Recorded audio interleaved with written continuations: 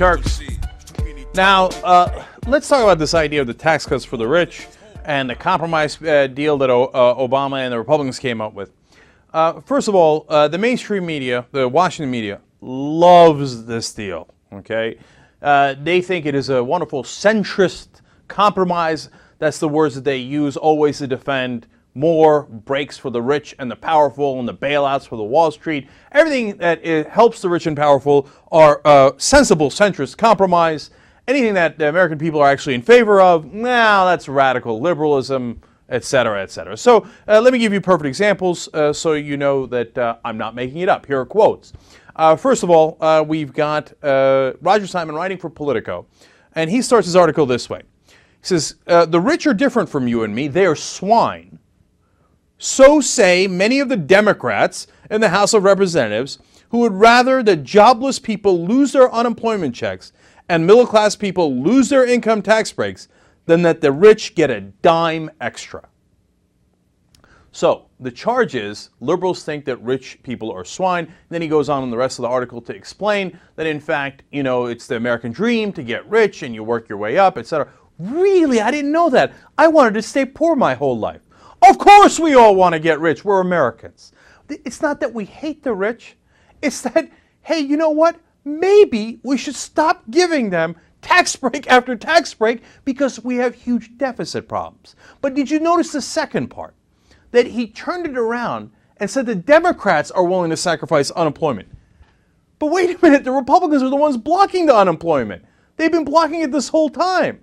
He said the Democrats are the ones that would stop the middle-class tax cuts. No, the Republicans just voted to stop the middle-class tax cuts unless they got the tax cuts for the rich too. But no, not in Washington media world. In Washington media world, it's always the Democrats' fault, and if liberals ever fight back, they're radicals and they hate rich people. All right, so that's number one. Point number two, we go to Matt Bai. Matt Bai had written earlier in New York Times, as this is Obama's conundrum on this issue, he can side either with centrist reformers in both parties who would overhaul both cherished entitlements and the tax system, or with traditional liberals. Let me continue. Who prefer new levies on the wealthy and substantial cuts in military spending. Yeah, those are the two options. All right. You're getting a sense here? Oh, the beautiful centrists who are looking to reform the system. Or the damn liberals with their hatred of the wealthy and they want to cut the military. It's, you know how they are. But all that pales in comparison to Dana Milbank at the Washington Post. He wrote an article about how finally Barack Obama has stood up and shown his spine in fighting against the powerful liberals in the House. The powerful liberals in the House. The ones that always get their way? What a joke this is. All right, here it is. For second paragraph of the article, he says, I'm proud that he, meaning Barack Obama, has finally stood firm against the likes of Peter DeFazio. Peter DeFazio is a fairly liberal Democrat who almost always loses these days, and actually for the last 10 years, in the votes, because shockingly enough, it turns out if you're on the side of the middle class and the average American, as opposed to the rich and the powerful, you wind up losing a lot. But in Dana Milbank's world, Peter DeFazio rules the world. These House liberals, they're in charge. And Barack Obama has shown such courage by standing up to them. I mean, how can they possibly believe this? But it gets worse. Here's the near the end of his article. He says, quote, liberals, if they can see beyond their peak, should realize that the emergence of Obama's forceful leadership could be good for them. This time he stood against his Democratic colleagues. But there's reason to hope that he'll show his newly discovered spine to the Republicans the next time. Go ahead. Who has he ever shown his spine to but the liberals? The next time we're going to get him to show spine against the Republicans next time. Next time? Okay. Oh, by the way, and to be accurate here, it's not that Obama's never been tough on people. He's always tough on the liberals. For example, Dorgan, who's not that much of a liberal, a senator from North Dakota, said, hey, why don't we import drugs from Canada at much lower rates? That helps the people of North Dakota and all across the country because we'll pay, the people, the middle class will pay a lot less. And Obama crushed him. They sent out the army and they said, all right, to all you Democrats who are with Dorgan, you know, we're going to do this against you and we're going to do that against you. And they beat it back to protect the drug industry and to protect their monopoly and to protect their profits. Now, they have done that on occasion after occasion. When people wanted the public option, including Peter DeFazio, they came and hammered him and said, no, no, no, we made a deal, man. We made a deal with the industry. We're not going to give you no stinking public option. Shut up and vote for it, what we and the Republicans want. Okay. But Dana Milbank is encouraged that next time it'll be the Republicans. Peter DeFazio, like the House liberals being in charge, is a fantasy. Now, and look, why is the mainstream media doing this? Because they are the status quo. They are the establishment. All these guys got their jobs by sucking up the power. Matt Taibbi of Rolling Stone wrote a great article about this. He said, look, it's what I say all the time. It's not that these guys are bad guys. And I know Matt Bai a little bit, and personally I like the guy, right? It's that, how do they wind up being the main reporters at the New York Times, the Washington Post, etc.?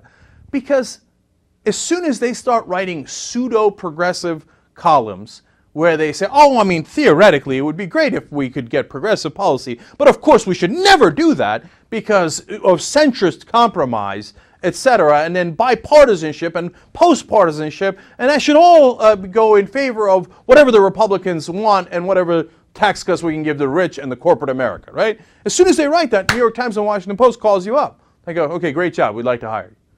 And that's how it works. He's right. It's the system self-selecting the people that it likes.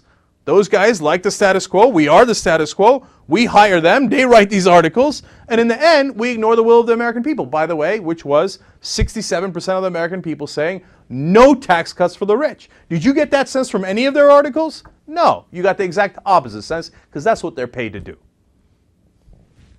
Don't believe the media, man. Don't believe the hype. Okay, now, that's the Washington media. Those are supposed to be the guys that are either neutral or a lot of times all of these guys get called liberal. Can you see the disdain pouring out of every word in the article for the liberals? And then this fantasy that the liberals are in charge. That's the part that drives me crazy if you can't tell. All right. So now we turn to Fox News Channel. They are going to do an ode to the rich here, led by Bernie Goldberg. He's on with O'Reilly. Let's let him explain. Clip number 6. We need to build a beautiful granite and bronze monument in our nation's capital to honor American heroes, unsung American heroes, and those unsung American heroes are the rich. Now, I said that half tongue-in-cheek, okay? But the absolute serious part was that try to imagine an America without rich people. Rich people contribute a lot to this country. They pay, the top 1% of wage earners pay 38% of all federal taxes. The top 5% pay 60%, and the top 10% pay 70% of all federal income taxes. Now, they pay a disproportionate amount for all sorts of things that help poor people, whether it's food or whether it's medicine or whether it's helping send other kids to college. The rich do a lot of good. And what I'm saying, Bill, is that I don't believe all rich people are selfless philanthropists. I am not even making the argument that they need, and I put that word in big quotation marks, need the tax break. But what I am saying is they don't need to be vilified the way they are by the left in America today. Unsung heroes. Unsung heroes. Okay. Yeah, only half tongue-in-cheek, but look, are they not merciful? They have decided to share some of their wealth with you. Yeah, it's called taxes. I pay taxes. He pays taxes. In fact, the rich, great majority of the time, pay less taxes than we do. For acquired wealth, they pay 15%. Warren Buffett has put out a challenge to fellow CEOs saying, if any of you can show me that you pay more in taxes as a percentage than your secretary does, I'll give you money. I believe it's $100,000, okay? And none of them have been able to collect a check. They pay less taxes than we do. Hey, we're not asking them, I'm not asking you to vilify the rich. I'm not asking you to dislike the rich. We're asking that they pay 4.6% more. So that provides opportunity for others. No. We're the bad guys. The rich, of course, at Fox News Channel, are the unsung heroes. But he ain't done. He's got one more. Watch. How do you react to the Bible passage that says, "It is harder for a rich man to enter the kingdom of heaven than it would be for a camel to go through a needle's eye"?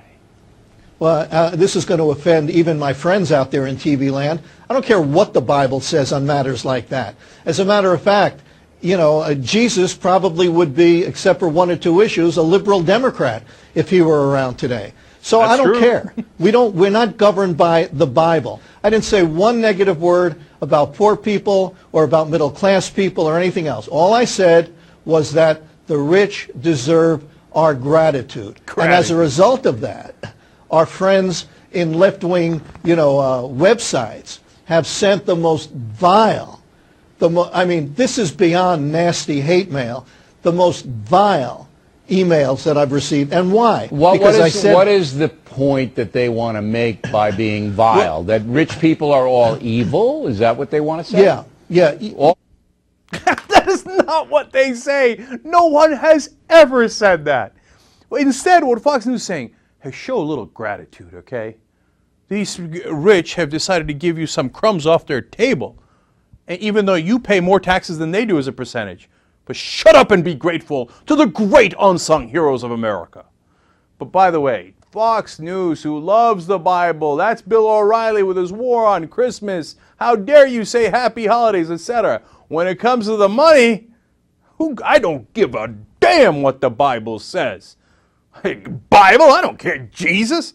Get out of here with that Jesus crap. It's time to get paid, son. Now you see the real agenda of Fox News Channel. And so to give you one of many, many illustrations. Look, what is it about hating the rich? Of course not. Look, what we're saying is, for example, right? Here's another great article. Some banks are onto a new scam. Okay, what they're doing is they are taking out buying tax liens. Okay, so that means, let's say you got it. There's many cases here. There's one cited in the article about in Florida, but there's thousands of them all across the country. You owe a couple $100s in a tax lien, right? Now you can pay that, but you're having trouble making that over the last couple of months, making the payment, whatever it is. Now your house is could be worth anything, could be worth hundreds of thousands of dollars, right? So the banks have come up with a scheme that they're going to buy that lien from the state, whether it's the state of Florida, Colorado, wherever it might be, right? And then once they buy it, they can charge interest up to 18% and levy thousands of dollars worth of fines because they found a loophole. It turns out that tax liens wipe out mortgages. So they can actually, if you can't pay the thousands of fines that they levy on you the minute they take over the loan, they take the house and don't even have to pay the mortgage. It's highway robbery, okay? And now the state gets immediate money. So, for example, I believe in Florida they got about $300 million by selling all these tax liens. In Maricopa County in Arizona alone, $100 million. Okay, so the state gets an infusion of money. The banks get all these tax liens, which don't amount to that much. It's not a big deal, but they're not worried about that because they're going to charge all this extra money. If the people can pay that money, great. They made a great return, right? And even if the interest is 5% alone, to get that in a couple of months is a fantastic deal, right? But in the best case scenario, you crush the homeowner, they cannot pay it, and you steal their house. Now, one of the people involved in this is one of the companies is Bank of America, who, by the way, took $45 billion in taxpayer bailout. So when it was time for the taxpayers to bail them out, they said, oh, mercy, mercy, mercy. It's like the bad guys in wrestling, right? And the minute you turn around and you owe a couple $100 in taxes, they grab the chair and smash you over the head with it. Go, ha ha, now I own your house, bitch. So another guy is a guy who runs Fortress. It's an investment company that specializes in this as well as other investments. And that's headed by Daniel Mudd, who used to be the head of Fannie Mae. So he knows how this stuff works. He's like, Fannie Mae was part public, part private. So it got financed by a lot of our money. He made money off of that. Now he's going around and doing this scam, right? And so then if they haven't made enough money off of all of that, right, what they do is they bundle all of these tax liens and sell them off as securities. That's the same deal that they did with the subprime mortgages that then blew up. Those are your, CDOs, right? The bundling where they hide the risk, et cetera, et cetera. It's the same scam they do. Or yesterday we told you they're doing with the credit card rating agencies. And when some very few, consumer advocates go and ask the state, they're like, why are you doing this? I mean, because in the past you would go to the tax office and say, hey, listen, I'm going to pay it, but let's put me on a schedule. I can pay $50 a month. I can pay $200 a month, whatever it is, right? And the state had some degree of obligation to work that out with you. Now they just hand it over to the bankers. They're like, well, good luck to you. And if they charge you 18%, they charge you thousands of dollars on a $20 bill. Who cares? We don't care. Go. Get your house foreclosed now. We don't give a damn. That's what we've turned into. Now, see, me telling you that isn't me hating rich people. It's not me hating Daniel Mudd or the head of Bank of America. It's me saying, wait a minute. There should be some bounds of reason as to how you can make the money, right? And look, I'm not even close to a liberal on this issue. Many years ago, you know what I did? I bought foreclosure homes. Okay, I worked in that business. Now, we didn't throw people out of their homes, but look, if they lost their homes, we would buy the homes after people had moved out in a sheriff's sale, and then we would sell them, right? And if you were lucky enough, you might make some profit in the meanwhile, but you might lose money sometimes. And it happens. I think that's perfectly normal. Sometimes people can't make their payments, their house gets foreclosed. I'm not a bleeding heart liberal who says, oh my God, no, if they can't afford it, then put it back. Although I don't even know anybody who says that, right? But it's a different thing entirely to purposely set up a business scheme where you try to force people into foreclosure that don't deserve to get foreclosed on, that could have paid their bills until you added all these extra charges onto them. And part of the purpose of your scheme is to steal their house. Well, that ain't right, man. And so when we make note of what is happening, what's going down there, the Bernie Goldbergs and the Bill O'Reillys turn around, and I'm sure the mainstream media turn around and go, you see, you hate the rich. I'm trying to protect the homeowner down in Florida who's going to get her house stolen. That's not me hating the rich. That's you hating the middle class. That's you hating the average Americans in this country that are getting rooked by these people, hosed by these people, day in and day out. And they've turned the truth on its head so that when you go to try to protect those people, they say, oh yeah, class warfare, you hate the rich.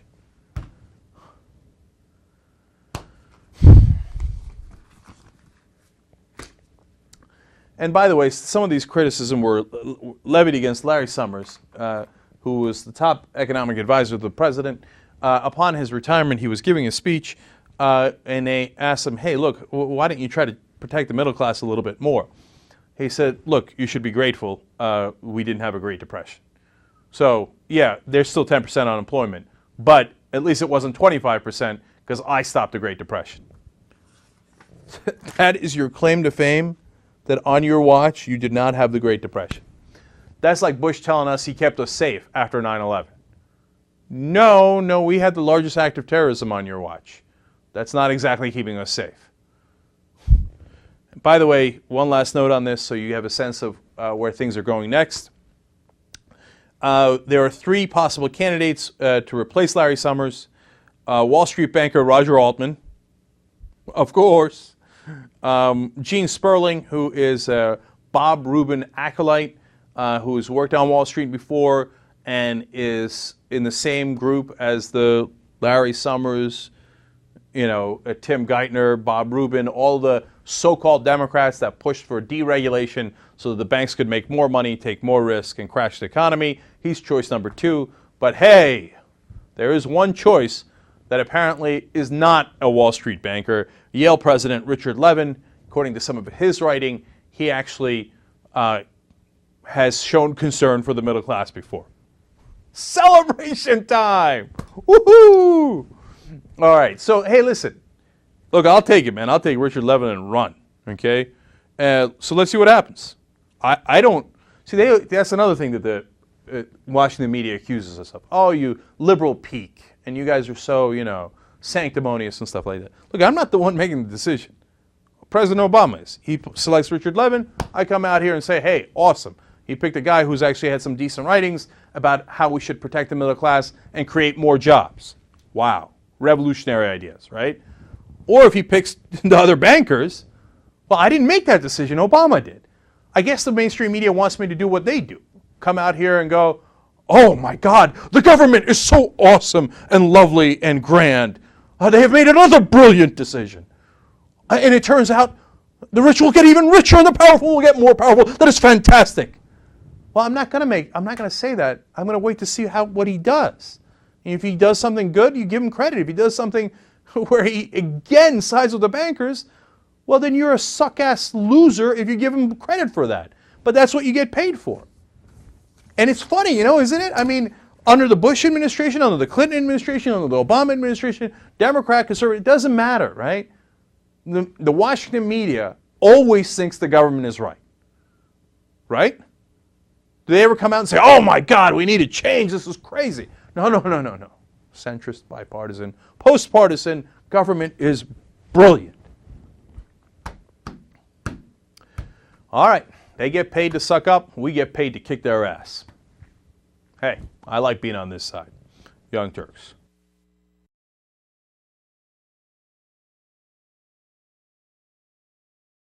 Get up, get on up, get up, get on All right, up. back on the Young Turks. We have decided to do two things in the postgame today. One is very interesting. It's about health insurance. We actually had a little seminar here again for what would happen if we bought a health insurance. Mm-hmm. And there's a very funny conclusion to that whole story, which drives me crazy. But we'll do that in the postgame. Okay, mm-hmm. That's a good little learning lesson. Furthermore, Anna has decided we should do how much would it take you to change Epic Diaper Mitt? Okay, so I want all of you to think about it. We're all going to discuss what is the price so that you got to clean his diapers. While he's rock hard. Okay, all right. Save it for the post game. We'll talk about it with the members. Okay. Okay. All right. What's next? Speaking of rock hard. Oh, it ain't right. It ain't right. Okay. Hold on. This is a really bad story. Hold on. This is a really bad story. No, I don't want to make light of it because it's really sad and it's disgusting. A 47-year-old German man castrated his daughter's older boyfriend. Okay, he has a 17-year-old daughter. Her boyfriend was 57 years old. Yeah. Well, see, here's how it goes, right? He's like, das Kartoffelsalat, right? And that means potato salad. Okay, anyway, he says, listen, you son of a bitch. My daughter's 17, you're 57. You come by here again, I'm going to cut your balls off. See, and the 57-year-old thought he was joking. Right. Come to find out, he wasn't joking. He wasn't joking. He actually recruited two of his friends from a factory that he works at. And they went and basically held the 57-year-old boyfriend down, and the father literally castrated him, cut his testicles off. And kept the testicles so that they could make sure that they didn't get attached back on. Oh. Okay. Now, see, that's a father to be afraid of. He says, I'm going to cut your balls off and I'm going to keep them. Okay. Now, the guy nearly bled to death. Obviously, he shouldn't do this. Obviously, it's crazy. And the father, when he got caught, said, listen, look, I went to the authorities. I asked for their help. They said they wouldn't help me, so I went ahead and helped myself. Because apparently it's legal in Germany, 57, 17, doesn't matter. He could have been 97 years old. As long as she's 17, it's still legal. Mm-hmm. Look, I'm sure there are a lot of dads out there who are like, you know what I'm saying? No, not that. That would be interesting, though. Okay, but you can't have it. Can't do it. Can't do it. No, it's crazy talk. What about, no castration, but a good old-fashioned beatdown? I'm going to have to kick it over to our the guy who usually weighs in on stuff like this. No, I'm going to J.R. Jackson. J.R., your daughter, 17-year-old daughter. Now picture her in your mind. Get it? Kind of 57-year-old son of a bitch. Come around, da-da-da-da. What are you going to do to that guy, if anything? Well, to her, maybe. You know, that's who I need to control. This dude, you know, like, of course, yeah, you threaten him, you do all that stuff, you get him the hell out of here. But the only way that's going to change is telling her something, because it's only going to get worse. You fuck this guy up. Like, I'm thinking, hopefully, this is me without the 17-year-old daughter, that getting her to somehow see what's wrong with this shit will make it end, because I feel like the more I fuck with him, the more she's going to be mad at me and do something else. When you're having a conversation with this 57-year-old, do you have a baseball bat with you? I'm not saying you use it. I'm just saying, do you have one with you? I feel like a better tactic is something just happens to him randomly, or he sees something threatening, just in jail, not in front of me, and not necessarily me standing there holding him back, but he's just driving. He's by his own house. He's like, what the hell is that on my window? You know, I don't know what it may be. Just something a little subtle. You're like, I should probably stay the hell away from her. Like a dead cat, you know, in his doorstep. No, you don't want to kill anything, right? So, no. You just, every morning he wakes up in his lawn, there's 2 different sets of balls. Like 2 soccer balls, 2 baseballs, 2 softballs. So he says the thing, I wonder if they're going to be a different setup next morning. My set. Okay. Now, look, having said all this fun, goofy stuff, no, I'm with Singletary. You can't do it. It's crazy. Now, if you assault a guy in any way, shape, or form, you're going to jail. Right? That ain't going to make it any better. You should go to jail. And then second of all, JR's right. It's your daughter's responsibility. It's your your responsibility to talk to your daughter and say, hey, you know what? I'll settle for a 19-year-old. Yeah, he's a couple of years older. You know what? Go nuts. 27-year-old. 57, come on. Yeah, the first thing I thought was, oh, she's going to do this again. And worse. Like, you cut my old man's balls off? Ugh. Moving on. She's gonna end up like, I don't know if this really happened, but like when I was saying something happened with Lawrence Fishburne and his daughter, like it only gets worse. Next she's gonna be on some video getting screwed, and it's only gonna be worse. Next guy, it's gonna be a guy with bionic balls, so you can't cut them off. You don't want the bionic balls. No, there are gonna be a lot of issues. Okay. No, we're ruled against it. It's a bad idea. Guilty. Yeah, and just to note one other thing, yeah, it's a bad idea because now he's on trial for murder. Yeah, attempted murder. Attempted murder, Yes, yeah. that's true. Another reason why it's a bad idea. By the way, just to be fair to the Germans, he was originally of Russian descent. So he got liquored up on vodka, and I don't know. I'm just playing around. I don't know if there was any vodka involved. Just saying he was originally of Russian descent. All right, what's next? All right, a Morgan Stanley wealth manager, his name is Martin Erzinger, was charged with a hit and run back in November. Apparently, he hit a bicyclist. He rear-ended the bicyclist while he was driving his brand new month-old Mercedes-Benz. Please. He rear-ended it? That ain't right. Okay. Okay, so of course this whole trial is going on. They're trying to figure out what to charge him with. Should he be charged with 2 misdemeanors? Should he be charged with a felony? Yada, yada, yada. All of that is a little relevant, but not as relevant as what investigators are trying to look at, okay? They're trying to make a case that the new car smell of his fancy Mercedes-Benz caused him to fall asleep behind the wheel, thus it caused him to rear-end the bicyclist. Yeah, now, so let's get a little more specific. The reason there was the discussion about felony or misdemeanors before is because the prosecutor said, well, this guy makes so much money. Yes. If we charge him with a felony, he might lose his job, in which case he won't make as much money. To which I say, who gives a fuck? I know. It's amazing, though. Hold on. That part of the story is incredible, because if you have the money, you can do no wrong. Yeah. No, but God forbid he you should makes lose so it. much money. How are we going to punish this wealthy individual who works for Morgan Stanley? Not allowed. Yeah, and by the way, the kid, all kidding aside, the kid got really hurt. Right. Okay? Now, so then you go to the second part, and they have the nerve to make the argument. Well, since I guess the first argument worked, hey, I'm so rich that I shouldn't be punished more severely. They said, well, you know, my new Mercedes had this odor in it, a new car smell. You know how it is in a new Mercedes. And so that caused me to fall asleep because of the noxious fumes, although I do rather enjoy them, yes. Quite right. Right? And they claim he has sleep apnea and that the new car smell triggered the sleep apnea. But get a load of what a load of crap this is. I know. Because but he's charged with a hit and run. So even if he was asleep when he hit the kid, which happens, it happens, a new car smell or otherwise, people fall asleep, it's a tragedy, etc. But after you hit him, You woke up and then you ran away. Right. That's the real crime, okay? And so that ain't got nothing to do with the new car smell. That ain't got nothing to do with your fancy Morgan Stanley job, okay? No, that was you being a son of a bitch who really hurt this kid very badly. And then instead of calling people to get him help so he didn't die on the side of the road, you ran away, okay? So don't tell me anything about your new Mercedes smell bullshit, okay? Oh my God, if I was the judge. Don't waste my time. This son of a bitch is going away for a long time. My only question is how many decades, okay? Next.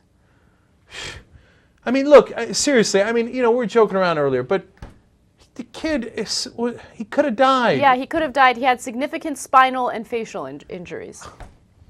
And you're going to come into my courtroom and you're going to make an argument about your new car smell on your fucking Mercedes?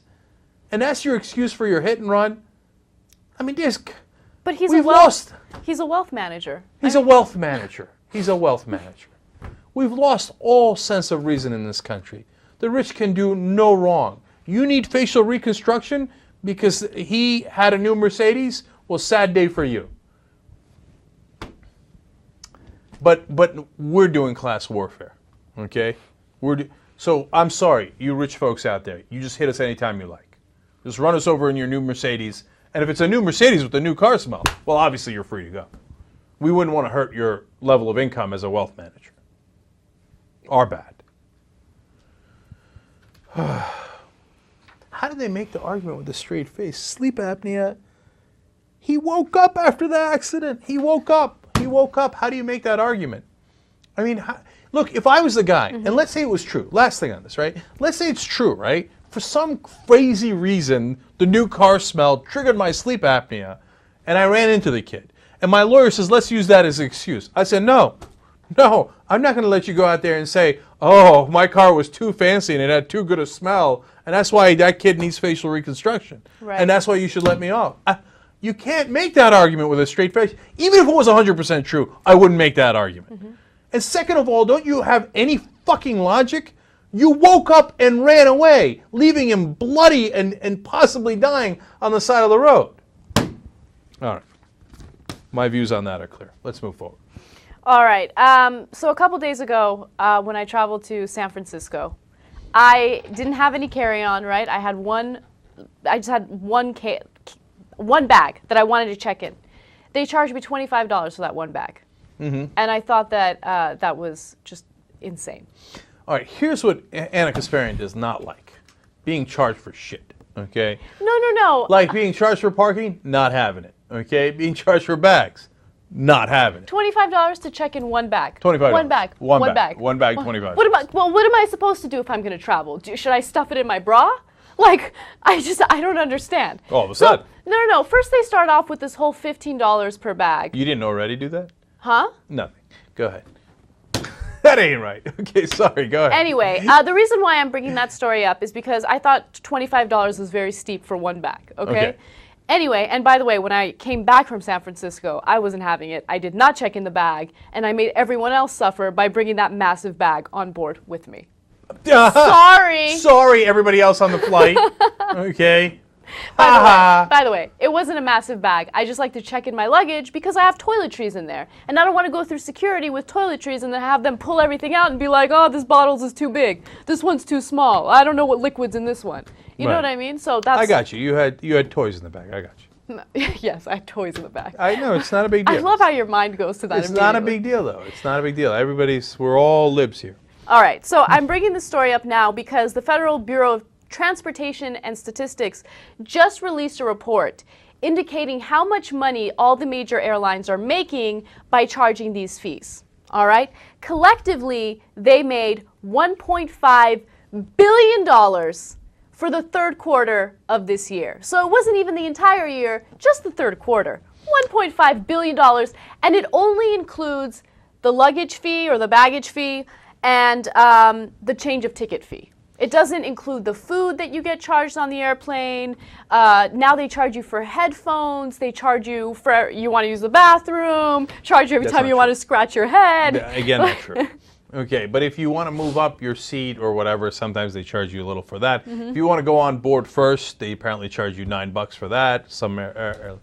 Now here's the controversy. I know. You're all for it. You like it because it's America, and they should be able to screw you as many times as they want. Yeah, because I'm for the rich. I think the airline tickets are actually incredibly cheap. Okay, and so I get the desire to make more money by charging these extra fees. Now, we don't like it. I don't like it either. Shoot, the second bag on a lot of flights is $35.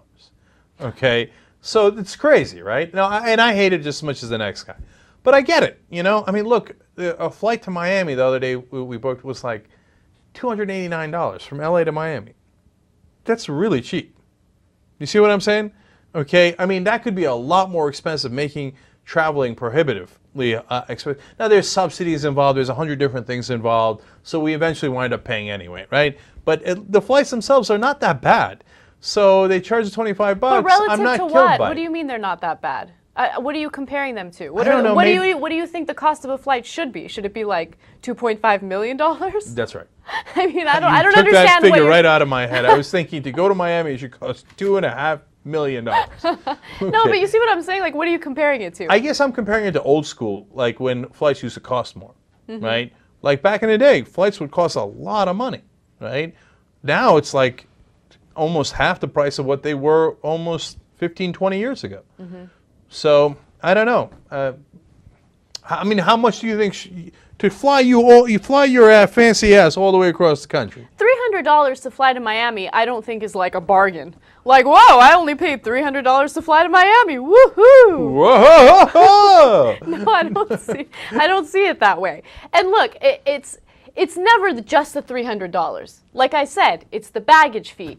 It's a 5-hour flight to Miami, so all of a sudden you got to buy food on the plane, you know, or buy food when you get to the terminal, which is also going to cost you a ton of money. All right, let's kick it over to TYT Supreme Court. We're split on this. J.R. Jackson, is it reasonable to charge for bags or not reasonable? It's completely unreasonable to charge for bags. Yes! Because the whole, at least what I heard, the whole lie that they told us when it happened was, oh, you know, we have this extra stuff we have to do, all the gas, the fuel prices are up, we have to pay people to put bags on.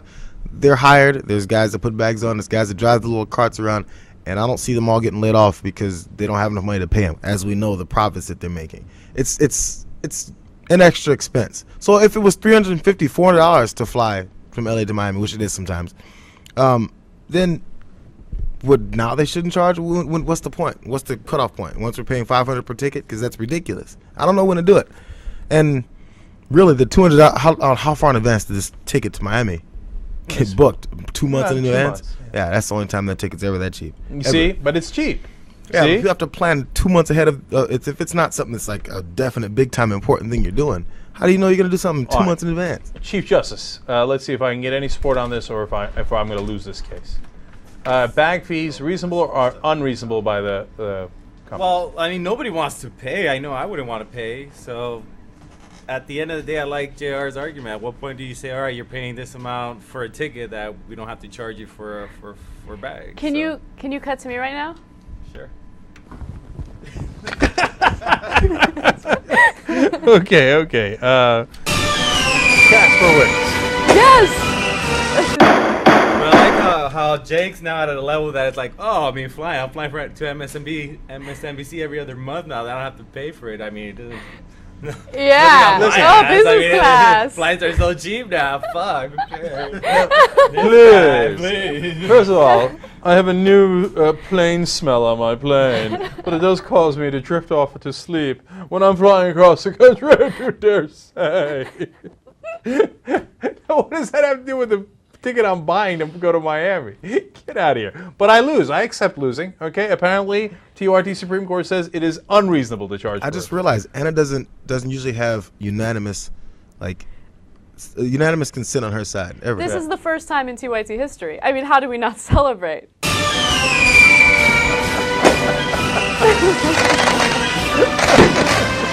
All right, Justice Kasparian, score one for you. Nicely done. Woo! All right, let's take a quick break and come back.